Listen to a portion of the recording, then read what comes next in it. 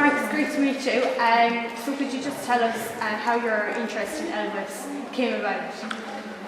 When I was, I guess, 6 years old, Elvis died in 1977, so he was all over the news that this fabulous entertainer had passed away. And I must have picked up on something there because by the time I was 9, I had Elvis posters all over my bedroom and I was infatuated by him. By the time I was 12, I was getting white shoes and starting to dress like Elvis. So, I mean, it grabbed hold of me from a very young age. And how did you get into the career of Elvis impersonating? Well, I used to host kind of karaoke and stuff over in London and get people up singing. And then from time to time I would sing an Elvis song myself and people just loved it. They thought my voice sounded like Elvis. So that was the first thing I noticed, my ability to mimic him and to impersonate him. And then I decided in 1997 there was a local journalist called Michael Donovan in the Kerry's Eye in Tralee. And I was in London at drama school. And he suggested that I come back and do a 20th anniversary concert to remember Elvis. And we came back, and it was the first Elvis gig I did. It was in the Greyhound Bar, and I remember I got £600 for the gig, and the place was black. I never got that much money in my life, and I started off with a white jacket, a dinner jacket, and flicked back my hair and stuff. But by the time I finished, my wardrobe was in excess of 140,000. So, yeah. So it must be hard to try and live up to somebody who is famous all around the world. So how did you learn dance moves and all the kind of tips and tricks to being the best Elvis impersonator that you could be? Sure. It was mostly through his DVDs and videos, but I didn't make a science out of it. There's some Elvis impersonators that, they would only do certain moves if Elvis did that, and then they go way too far by saying things on stage that Elvis said. Like they would turn around and say, ladies and gentlemen, I'd like to introduce you members of my group before we go any further, and these are all things the way Elvis said it and stuff like that. Whereas me, I would sing the songs and I would say Elvis did this song and Elvis did that song. I wouldn't say I did it because I didn't. And as regards trying to live up to him, I don't think anybody could do that. But I paid tribute to him. I made a lot of people happy. We raised a lot of money for charity, and I managed to see the world and meet a lot of my heroes and famous people in between. Yeah. So you've performed in front of thousands of people. So would you ever get nervous before a gig? Well, a certain amount of nerves is good. It's good to have some butterflies. But once I get out there, it seems to dissipate within the first 3 songs. There's nerves for maybe 10 minutes at the most. That would be a long time.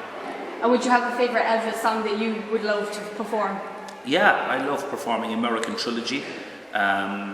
Glory, Glory, Hallelujah. I sang it for the President of the United States, Bill Clinton. I love singing it, and I've had Elvis's own backing musicians sing with me on stage and achieve the same type of sound that Elvis had, which put the hair standing on a lot of people's necks. Yeah. So your career as Emerald Elvis has been so successful, but what would you say in your eyes has been your biggest achievement?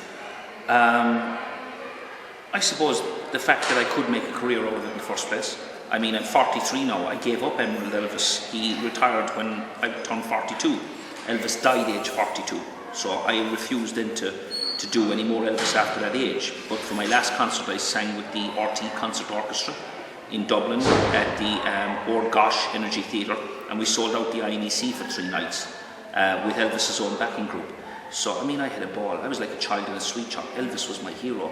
And to be able to stand on the same stage with a lot of Elvis's bandmates. But, so my biggest achievement, I guess, would be the fact that, I was able to do it to a very good standard. And I think that's about as much as I could say about that. Mm-hmm. And what has been the best advice that you've ever been given, or something that you love to live by?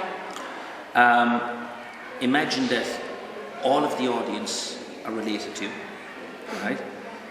Imagine that you're getting $1 million for every performance, and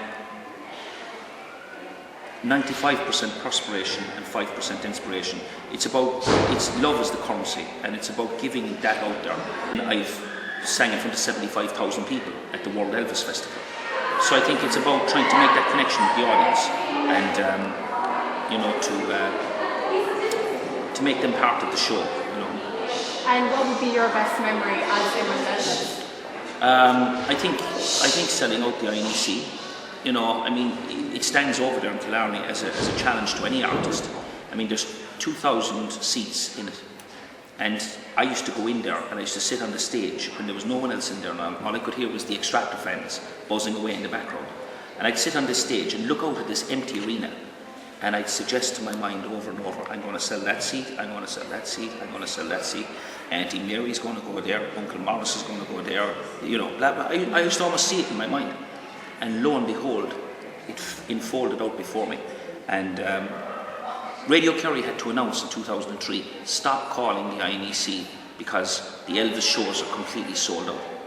You know, I mean, that's insane. I haven't heard that since, you know. Yeah.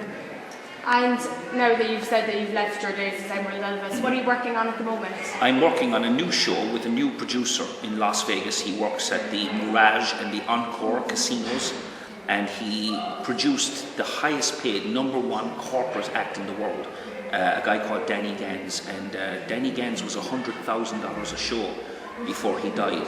And this guy that works with me now, his name is Rafael Irardi, and he's in Las Vegas, and he has been producing my new show, The Many Voices of Martinique.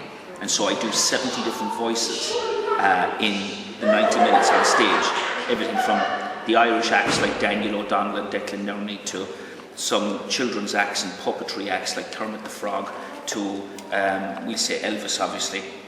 But I also do movies like Forrest Gump, Tom Hanks, and Back to the Future, Marty and the Doc. I do, you know, the likes of Al Pacino and Scent of a Woman.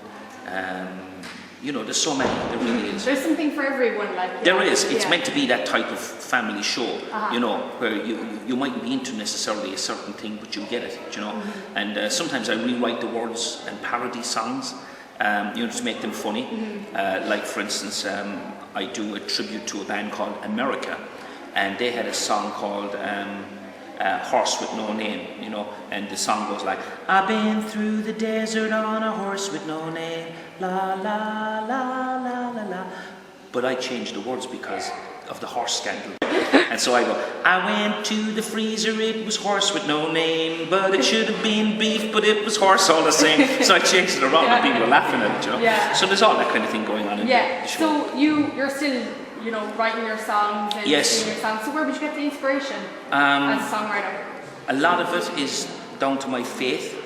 I believe in God, you know, I'm a very strong Catholic, and I very much love my life. I love my wife, I love my family, and I take inspiration from those things. It could be a beam of sunlight coming in a window. It could be, looking at various different beautiful scenes around the world of nature. I remember sitting in the Bay of Barcelona, looking over at all the boats. It's a beautiful place, and I wrote a song there. Rio, Brazil, I wrote songs there, you know. So it's about inspiring yourself, and books are wonderful as well, and of course other artists, you know, who I look up to, you know. So you're down here in Paris, Tralee today, opening up Love Literature Week. So why do you think that Love Literature Week is such an important week for schools to participate in? I think it's wonderful to have an awareness of literature and to love literature, because you know there's lots of different subject matters in literature, the whole canon of literature.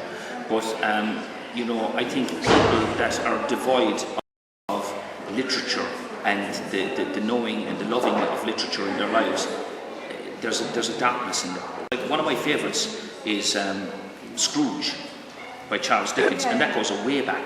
And I can imagine the three council members knocking at the door. To whom do we address? Is it Mr. Scrooge or Mr. Marley? Mr. Marley is dead, sir. Died 7 years ago this very night and in these chambers. What do you want?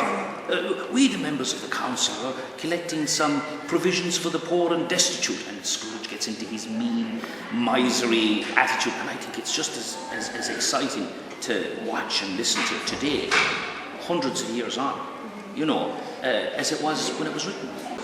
Okay, well, Mark, it was brilliant to talk to you. Thank you so much for taking your time out, and we wish you the best of luck with everything. It was my pleasure. Thank you very much.